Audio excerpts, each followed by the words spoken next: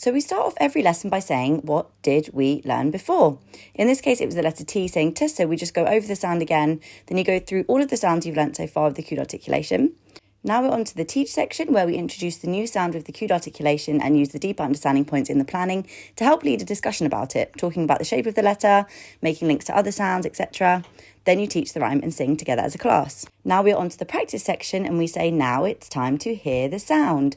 You know where you are thanks to the prompts on the slides. Now here you and the children need to say the pictures together a couple of times, emphasising that first sound.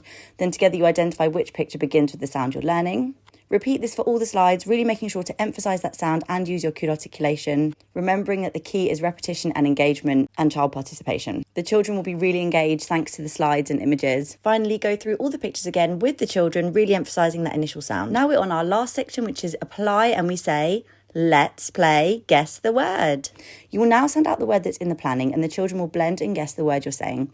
Then reveal the word and practice sounding out and blending multiple times so that children really start to develop that skill of segmenting and blending sounds. You want to make sure there's lots of repetition and lots of child participation and engagement here. This is really an introduction to segmenting and blending, which is something that is taught in more depth in a few weeks' time once children are more secure in their knowledge of sounds. Repeat this for the next slides. Then have a quick recap of what we learnt today. You're going to add your display card to your working wall, and then you can finish up with some of the worksheets and follow-up activities.